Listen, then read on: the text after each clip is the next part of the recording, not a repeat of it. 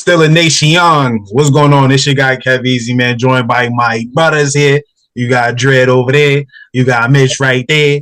This is Steelers for 7 podcast, episode 132. Fellas, what's good? Feeling good, man. Still recovering from that last loss, but hopefully the Steelers took something from it. Hopefully they learned something and didn't let it discourage them. But anyway, let's get this cracking. Mitch? Word. Man, I'm just hoping for a win, bro. That's it. That's all I care about at this point. All I want is a dub. That's it. Word. Fellas, man. This is actually the first podcast that I did that. Wait a minute. Time out. Today is Monday, correct? Yes, sir. Why the hell did Coach Tomlin have his press conference today? That just threw me off. I know he do it on Tuesday, don't he? Yeah, Tomlin Tuesdays. Yeah. I watched the whole interview earlier. I watched it. See, I missed it. I missed all of it. So I'm after this show, I'll watch it and whatnot. But I'm pretty sure it's like more of the same. A lot of this stuff, you feel me? So I'm gonna leave that alone. Let's talk about this, right? Question: why is Mitch QB2? What is y'all answers on that? Hey, go ahead, Dre. All right. I can answer this in one of two ways. Why is he QB2? Because there's nobody else at the moment, and because Mason hasn't gotten enough reps, unfortunately, this season. And Mike Tomlin said that he's going to try to do some change that, but that's neither here nor there. Now, here's the real elephant in the room. The question that you really want to ask: why the hell is Mitch still QB2? That's what you really want to say. Why? I got an answer for that because I did a little research myself. You know, I can't remember where I heard this from, right? But it was an NBA player. It was talking about, how come certain players are playing and they're not good. You feel me? And then, like Cam, a perfect example. Y'all know Cam Thomas from the Nets, Brooklyn Nets. Yeah, y'all notice he ain't getting no run like that, right? Yeah. Crazy. The reason why he's not getting run like that is because the person that's in front of him is getting paid a lot of money. Oh, yeah. A lot of bread. So, but that wasn't the example that was put on from that pod or whatever I heard it from. It was their situation, that NBA player situation, right? It's like this is why a lot of people don't get shine like you think they should get shine. They deserve it, but they just not getting it because it's that bread. I looked up backup quarterback salaries. Now, Mitch is not the top guy. He's definitely a top 5 guy. He's at number 4 when it comes to backup quarterbacks as far as how much they making. So that right there told me everything I needed to know. The Steelers is already cheap. Y'all know this already. Y'all already know this. You feel me? Granted, since Khan been up in there, kind of made it seem like that ain't the way no more. But the Steelers way is you don't get paid. You feel me? You take the cut because it's us, baby. We the Steelers. You feel me? But that shit did. Mitch making that bread, and I'm like, dude, it's like imagine Matt Flynn, right? He never got cut when Russell Wilson didn't play because Matt Flynn was making that bread. We don't know what would have happened. My thing is, I know what would have happened.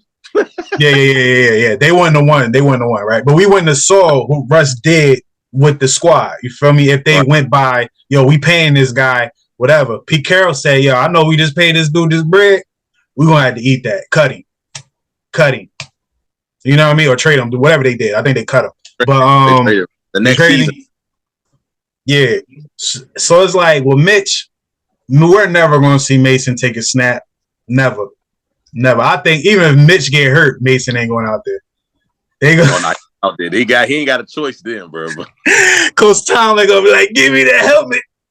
I got it. Hey, so to that point, right? I'm with you with the Mason thing because I don't know if y'all remember, but I remember distinctly reading this that as the season was ending, Mason was talking mad shit about the Steelers, like he ain't want to be there no more and all this stuff. Yeah, and then he comes back. I think that kind of put him in the doghouse. You know what I'm saying? Immediately that put him in the doghouse. And I'm gonna be honest with you, I think Mason better than Mitchell Trubisky. I do. and I don't like neither one of them. Right. I think Mason better than Mitchell Trubisky. I never thought Mitchell Trubisky was good. I'm gonna be honest with you. I'm talking about before Pittsburgh. I didn't think he was good. I thought Chicago picked him too high. Number two, bro. Hey, look, Number two. I mean, I'm a football head, bro. So I watch college heavy. I watch pro heavy. But I seen Mitchell Trubisky at UNC. He only played. He was only a starter for 1 year. He had one good year, and Chicago took him early. That was crazy. Number two, bro. Yeah. Number two. Bro. You know how many quarterbacks he was picked in front of, bro? It's crazy. It's like crazy. John Watson, Mahomes, some other band was like, yeah, like, come on, bro. Like, nah, he was never that good, man. And this is the thing that bothers me about him the most. He is a bad decision maker. Bad decision maker. He got a strong arm and he's athletic. He's not accurate. If you find me any quarterback that's a bad decision maker, they won't last long. Exactly. Whew. Dre, what you got? What you got, Dre? Man, the only reason why, I mean, we signed Mitch to a 2-year contract, and guess what? Too long. Exactly. Really. And the only thing is that Mitch is serviceable. You might get out of an entire game, you might get one decent quarter out of Mitch. Maybe two. Maybe. You stretching. Hey, Dre, you stretching. I told y'all, I'm being generous right now. We'll get I'll drink that. Very generous. But, yeah. Mitch, nonetheless, I mean, like I said, we're in between a rock and a hard place right now, guys. And like I said, I love Kenny Pickett, but he has not been able to stay healthy for a full season. And that's the only thing is the fact that Mitch is somewhat durable. Well, the thing is, a statue is durable too, but how much is a statue going to move around? Exactly. I like that one. Exactly. So it doesn't matter how durable, oh man, he stays healthy. What's the point if we're not seeing any fruit or any result from it? It doesn't matter. Yeah, I agree. So it's pretty much pointless. And like I said, you might, so I'm not going to lie, you know, a lot of his weapons, you know, the receivers, the receiving core and the running backs, they could help the game as well too. But as a quarterback, it is your job to make sure you put the ball in their hands. And he's not doing that to the best of his abilities. Some of it, now you guys can argue that it's chemistry. Well, Mitch doesn't have the same chemistry with the receivers and the running back and the tight ends as Kenny. Yeah, that's true. That's very true. I get that. I understand it. But the number one thing with quarterbacks in this game is adaptability. You've got to adapt. You've got to go with the motions. If you can't do that, if you can't be versatile, then guess what? I don't care how good of an athlete you are. If you can't adapt, then guess what? You're going to get replaced. And Mitch is going to get replaced at some point. Like, y'all brought up Mason was talking crap about the Steelers in the offseason. He had to come back because nobody wanted him. Yep. So he in the doghouse. Mitch did the same shit.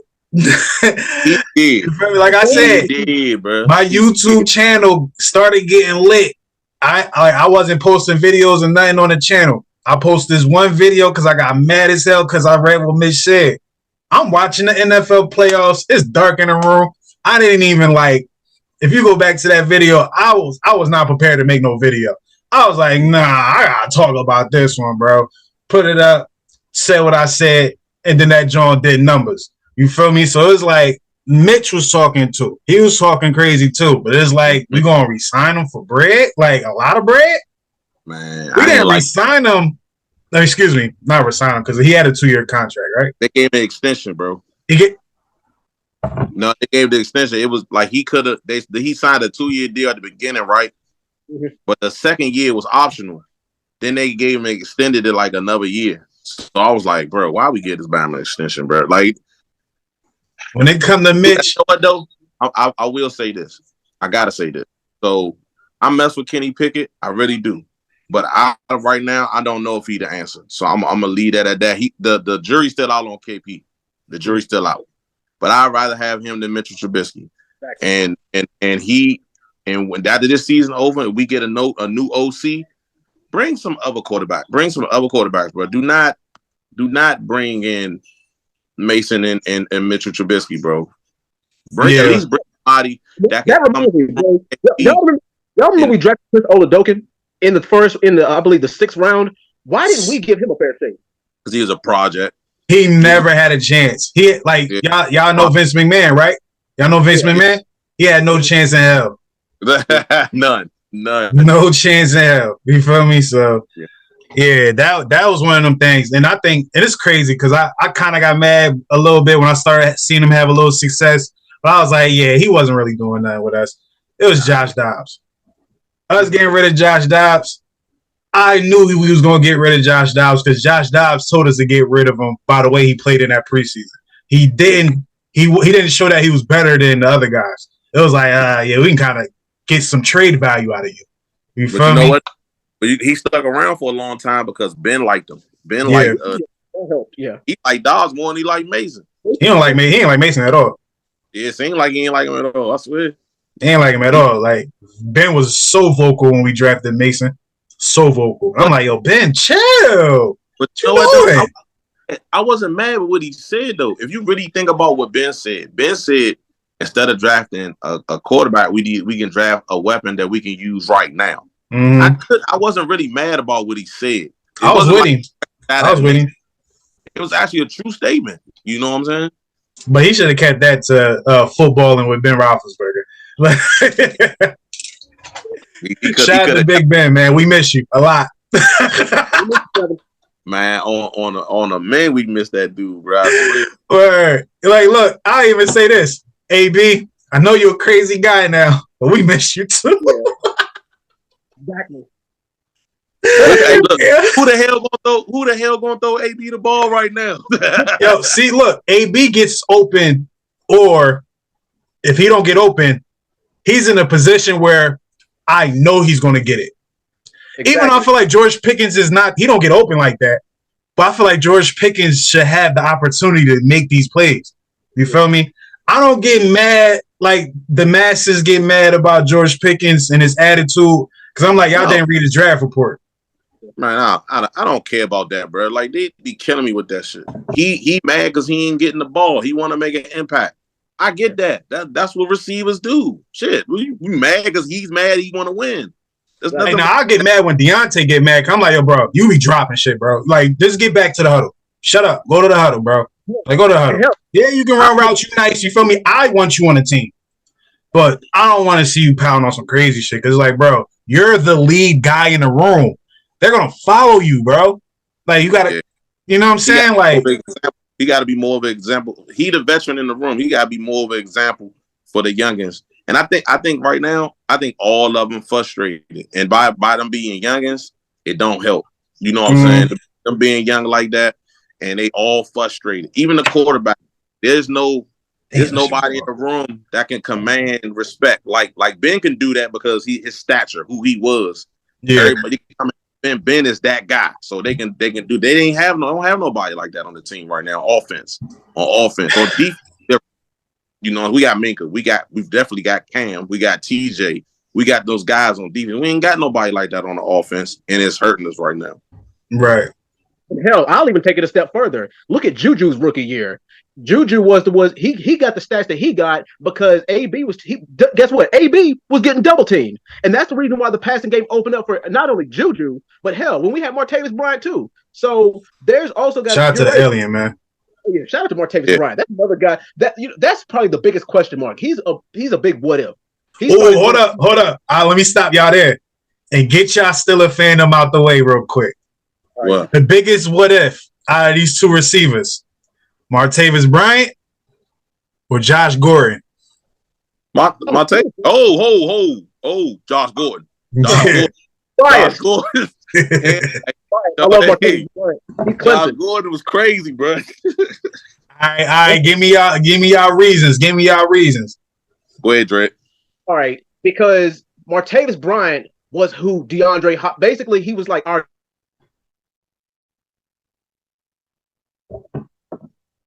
That's basically who he was to us. He had untapped potential.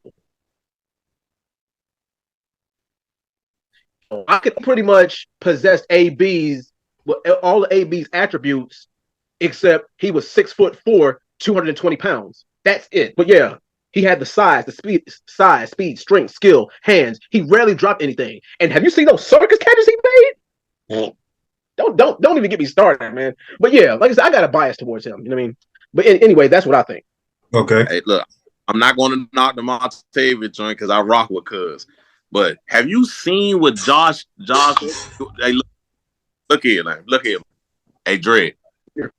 Josh had a season in Cleveland. You got to remember, that was when Cleveland was horrible. And he put up like 30-something catches, bro. Like, that dude is crazy. He was, I'm not going to say he was good as Megatron because he wasn't as good as Megatron, but God damn it, if he wasn't damn close, he was just as good. Break route run, had hands like glue. That's the catches. He can do anything you need him to do, including block. That dude was man. And he was jacked too, bro. Like Martavis ain't get jacked until after he got kicked out the league. But man, Martavis is faster. Martavis is faster. Yeah. Gordon got better hands than Martavis. Josh Gordon. I think Josh Gordon was like, remember these era of the conversation was who's the best receiver? Was it AB in that time frame? AB, Megatron, or Julio? Those are the three. Josh Gordon, after that crazy year, they put Josh Gordon with them because the tape didn't lie. You feel me? I think Martavis maybe needed a year or two, or you feel me, like to be like the bona fide number two. You feel me? Like for him to get to that next level, I think he was robbed of that. I won't even want to say robbed because he know the rules. He just didn't do it right. You feel me? So it's like I feel like he missed out on us. We missed out on seeing how great he could have been. Like the trajectory or whatever. I said that wrong and crazy. But anyway, like I feel like Martavis' ceiling was through the roof, but we only saw this much. Yeah, and he was out. Where Josh Gordon, we had an example like, oh shit, this is what it is. And then it's like, oh no, he can't get out of trouble. He can't stay out of trouble. Yeah, we seen what Josh can go, and it was both of them was untapped potential, bro. Like, and it's wild that both of them was two big receivers. You know what I mean? Like that man, it's been a lot of. I know I'm older than y'all, but there's a lot of dudes in the league, man. We the same come through that was super talented, and they let outside things get. I can go down the list of a lot of them, bro. And Pittsburgh had a ton of them. Man, a ton of them. You name it. Here's a ton of them, right? Here's a ton of them. I got another question. And it's kind of like we got a good sample size of this guy. I feel like he should be in the Hall of Fame, but I feel like he lost 5 to 6 years of his career because of his feet, right? And then we have a guy that was damn near guaranteed to get Defensive Player of the Year until his career ended on a play in Cincinnati, right? Ooh. We have Patrick Willis, Ryan Shazier. Patrick Willis. I'm going to go Shazier only because of the fact that he could do well. Patrick Willis was a monster. You know, he was a force. But I would say that Shazier is probably a tad bit more versatile, as in he could do a little bit more. But hell, if you need a sack, if you need a strip fumble, then Patrick Willis is your guy. It's just a shame that we never got to really see his full potential before he bowed out. Shoot, you don't think he did? He was like a 4-time first-team All-Pro. Like him. All right, so he would have been in the conversation with Ray. He would have been with the Ray Lewises. He would have been he'd be in the same conversation as the Ray Lewises, the Jack Lamberts, the Lawrence Taylors, the you get where I'm going with this. Yeah. Now the dude that played beside him went from my neighborhood. He went to my high school. What's his name again? I forgot his name. Navarro Bowman. Because yeah. My brother knew him. My brother went to school with him. Penn State. Yeah. Yeah, he from here. So look, that boy was my bad. I got that mixed up. I'm thinking about somebody else. Nah, but my brother did know him from Maryland. You feel me? Yeah. But Patrick Willis, hey, look here. I love Shazier. You know what I'm saying? I was happy when we drafted him. I'm a Big Ten dude, so I knew exactly who Shazier was. But look here, Patrick Willis, man, he won Defensive Player of the Year. He was like a 4-5 first team All Pro. Yo, that dude was a force. You know what I'm saying? He was a real force. I think KevEZE was starting to hit his potential for real, his stride, and then he got hurt. You know what I'm saying? That was unfortunate. Yeah. So I got to get it to Patrick Willis because he accomplished more. You know what I mean? If I have to give my answer, and I will give my answer, I just want to look something up real quick. I want to look up Ryan's last year stats because I really feel like it was crazy numbers, yo. He was getting interceptions. Like I said, he could do it all. Yeah, he had 3 interceptions in 12 games. He had 3 interceptions. I thought he played less games than that, but yeah, he damn near finished the season. But 3 interceptions. He had 11 pass deflections. 11 pass deflections. 2 forced fumbles. A fumble recovery. Tackles. He didn't have a sack yet that year, but he had 2 tackles for losses and 3 tackles for losses and 2 QB hits. How many total tackles he had? Total tackles. That should have been the first stat that popped up then. 89. 89 from an inside back in the 3-4. That's good. He was having a real good year. Yeah, he was going to exceed his previous years. And it's crazy looking at this now. Ryan KevEZE never played more than 13 games. Yeah, he was getting low, and that's the knock that everybody had on that he kept getting hurt. But he's not the people get lost. You know, our fan base be always looking at the past. Packers was in the past. Mm-hmm. The linebackers changed. You know what I'm saying? Like they trimmer, they smaller. Jack like people think Jack Lambert was a big dude. Jack Lambert was tall. He weighed like 220 something pounds. Yeah, he was tall. He was big. Levon Kirkland was a big inside linebacker. But KevEZE was very fast. He's faster than a lot of our receivers. Yeah. Like it was a couple of times you hear people say he clocked a 4.2 before, 4.3 before, or whatever. I don't know what he clocked. I think he clocked in a 4.4 at the combine. I can't remember. But he was right, you know, and this is a comparison I have, right? Ryan KevEZE. I felt like Ryan KevEZE and Derrick Rose would had the same problem. Yeah. Both of these guys was too athletic for their body. Yeah, Ryan KevEZE was so fast. His injury, the injury that he suffered, you literally see him make that same mistake at least 5 times in his career. Whereas, like, damn, yo, what the fuck?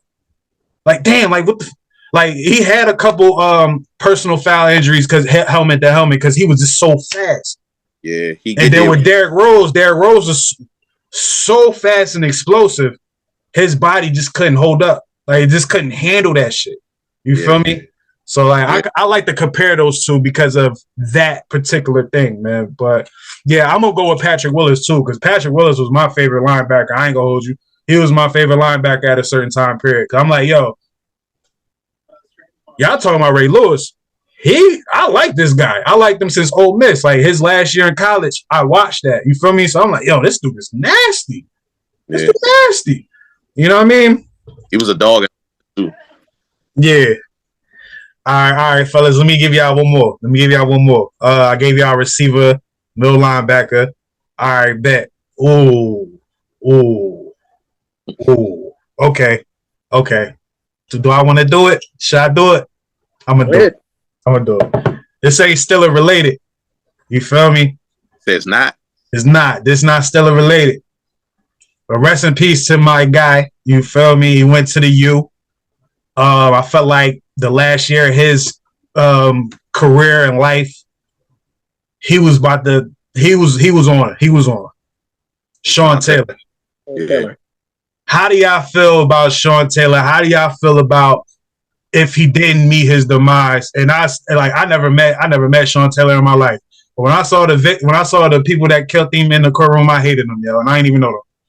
I'm like, yo, y'all really fucked something up. But how do y'all feel about Sean Taylor and where y'all think he could have ended up if he never got injured or nothing like that? You feel me? Because really, when him being injured that year is the reason why he went home. Yeah. And the reason, dying and shit like that. But like how y'all feel about him, man? Oh, he could have been the GOAT. He could have been top 3 safeties ever. He could have been, because it's rare that you see a guy with the hands of Ed Reed, the speed and power of Troy Polamalu, and with the IQ of a Ronnie Lott.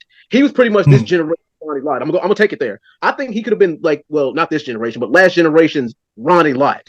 So it's a damn shame. But yeah, he could have been top 3 secondaries of all time. I like those three people you put in there. That was dope. That was dope. I agree with Dre. Every time I think about him, man, I'd be like, it blow my mind, bro. Cause that dude was like that. Bro, like it's certain guys you can tell how good they're gonna be just how they play, and you knew he was easily gonna be top 3. He'd have been up there with Corey and Ed and Ronnie Lott and them. He'd have been up there. You know what I'm saying? Yeah. Well, I'm not laughing at that. I just thought about some shit, right? Rest in peace, Sean Taylor, right?